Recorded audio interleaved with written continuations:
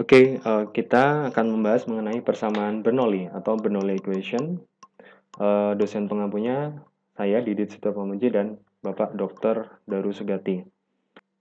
Nah, tujuan kuliah persamaan Bernoulli ini adalah bagaimana kita bisa memahami konsep persamaan Bernoulli, kemudian memahami penurunan persamaan Bernoulli, dan mengaplikasikan persamaan Bernoulli pada permasalahan mekanika fluida. Referensi yang kita gunakan yaitu bukunya Pak Yunus Acengel dengan judul Fluid Mechanics Fundamentals and Applications. Nah, persamaan Bernoulli itu merupakan sebuah hubungan pendekatan antara tekanan, kecepatan, dan elevasi dari fluida yang mengalir. Nah, jadi ada tiga komponen di sini, tekanan, kecepatan, dan elevasi dari fluida yang mengalir. Jadi persamaan Bernoulli ini berlaku untuk fluida yang mengalir. Yang mana kita tahu fluida yang mengalir berbeda dengan fluida yang diam. Nah, fluida yang mengalir dia memiliki energi mekanik yang bisa kita turunkan atau kita bagi-bagi menjadi tiga komponen gitu ya, yaitu tekanan, kecepatan, dan elevasi atau flow energy, kinetic energy, dan potential energy. Nah, persamaan Bernoulli ini berlaku atau valid jika alirannya steady, incompressible, dan gaya gesekannya diabaikan. Dan persamaan Bernoulli ini juga berlaku pada garis streamline, jadi atau garis aliran atau streamline itu ya. Nah,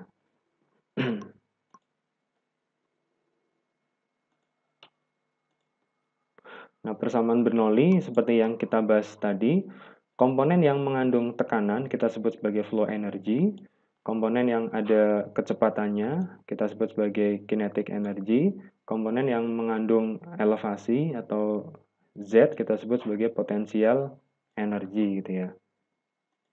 Nah, pada persamaan ini itu satuannya berarti satuan energi per satuan massa. Bisa kita tulis misalkan satuan kilojoule per kilogram gitu ya. Karena kita tahu misalkan energi kinetik kan setengah massa kali dikali kecepatan kuadrat. Nah, ini massanya kan hilang, berarti dia energi per satuan massa.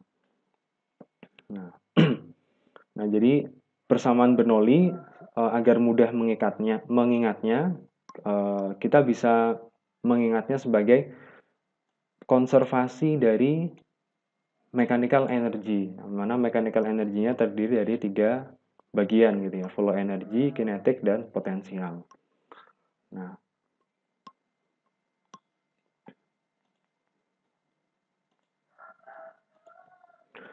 persamaan Bernoulli ini dia berlaku untuk streamline, jadi berlaku untuk garis aliran, garis arus tertentu gitu ya.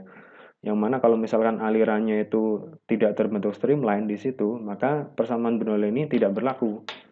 Nah, jadi penurunannya sebenarnya dia berasal dari hukum Newton yang kedua gitu ya. Untuk suatu elemen fluida tertentu yang dianalisis menurut garis streamline. Nah, jadi seperti ini, kemudian sampai akhirnya terbentuk persamaan Bernoulli seperti ini dengan syarat bahwa massa jenis itu konstan atau incompressible, alirannya steady, maka akan terbentuk persamaan seperti ini. Nah, untuk aliran yang streamline gitu ya, ini streamline garis aliran gitu ya, garis arus. Nah, kita highlight yang dua ini saja. Nah, jadi untuk aliran streamline itu dia seperti aliran seperti fluida statis yang mana tekanan tekanan di bawah, ini tekanan di B itu kan pasti lebih besar daripada tekanan di permukaan karena ada tekanan hidrostatis gitu ya. Maka untuk fluida yang mengalir dengan streamline dia sama. Jadi PB minus PA itu setara dengan PD minus PC gitu ya. Jadi untuk aliran fluida dengan streamline steady dia perhitungan tekanannya mirip dengan fluida yang diam.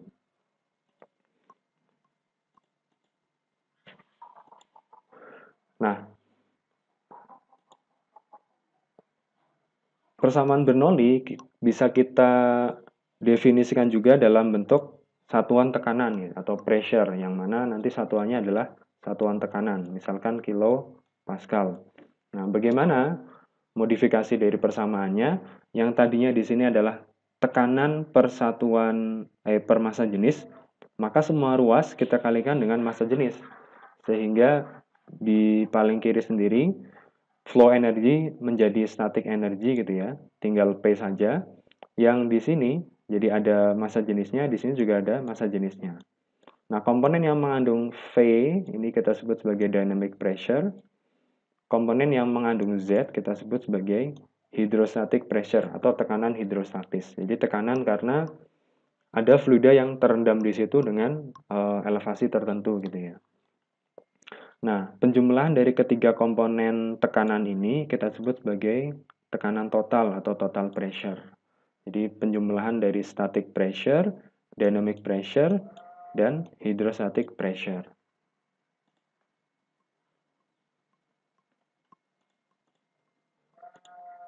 Nah, batasan ya kembali kita ulang ya. Jadi persamaan Bernoulli ini ada batasannya, ada limit-limitnya gitu. Limitnya beberapa diantaranya adalah dia harus pada aliran yang steady gitu ya. Gaya geseknya diabaikan, tidak ada kerja poros di situ, kemudian massa jenisnya konstan sepanjang aliran, tidak ada heat transfer atau transfer kalor, kemudian alirannya itu sepanjang streamline. Jadi berlaku untuk sepanjang streamline. Nah, secara lebih jelasnya maksudnya adalah seperti ini. Jadi nah, persamaan Bernoulli itu berlaku dengan syarat-syarat seperti di atas gitu ya. Akan tetapi pada aplikasinya di mekanika fluida pada suatu aliran, biasanya pasti ada gaya gesek, kemudian mungkin saja ada heat transfer, atau ada komponen seperti valve gitu ya, yang ada pada aliran gitu ya, yang dia mengganggu struktur streamline dari aliran. Nah, maka gangguan-gangguan tersebut menyebabkan persamaan Bernoulli itu tidak valid. Jadi ini tidak berlaku persamaan Bernoulli, ini juga tidak berlaku persamaan Bernoulli karena sangat panjang dan narrow tube, sempit gitu ya. Biasanya ini ada transfer kalor, di sini juga ada sudden expansion, di sini juga streamline-nya terganggu, kemudian ada poros di sini, ini tidak berlaku persamaan Bernoulli, ini ada heat transfer, tidak berlaku persamaan Bernoulli. Nah, misalkan pada airfoil, persamaan Bernoulli itu hanya berlaku pada garis streamline, tapi pada wax itu tidak berlaku. Kemudian pada pipa gitu ya, pada pipa yang biasa alirannya steady, maka persamaan Bernoulli berlaku untuk alirannya yang streamline, walaupun tidak satu garis ya, misal garis satu di sini, garis dua di sini, dia berlaku persamaan Bernoulli gitu ya. Jadi ketika alirannya itu tidak berputar atau irrotasional, jadi persamaan Bernoulli bisa digunakan. Jadi di antara dua poin sepanjang flow.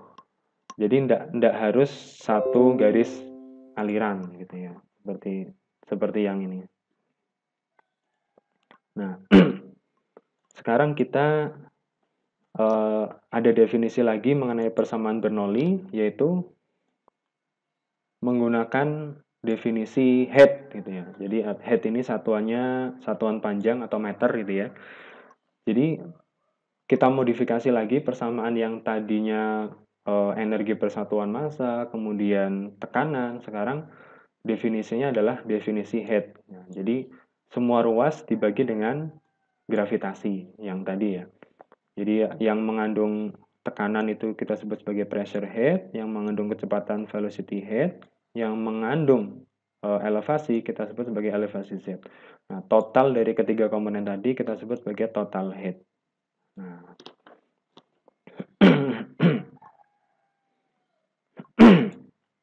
kemudian, nah ini salah satu aplikasi persamaan Bernoulli, yaitu untuk mengukur kecepatan pada suatu pipa gitu ya, menggunakan tabung pitot ya. Ini salah satu konsep pengukuran kecepatan aliran yang sederhana, yaitu menggunakan tabung pitot. Nah, tabung pitot di sini yang ini tabung pitot. Adanya tabung pitot di sini dia tidak mengganggu aliran, jadi streamline tetap bisa terjadi di situ. Sedangkan di yang sisi sini ini ada sebuah tabung kecil yang orang menyebutnya piezometer gitu ya. Jadi yang ditanyakan adalah bagaimana kita bisa mengukur kecepatan aliran di dalam pipa. Pipanya ini R-nya 3 cm atau bisa kita katakan diameternya 6 cm gitu ya.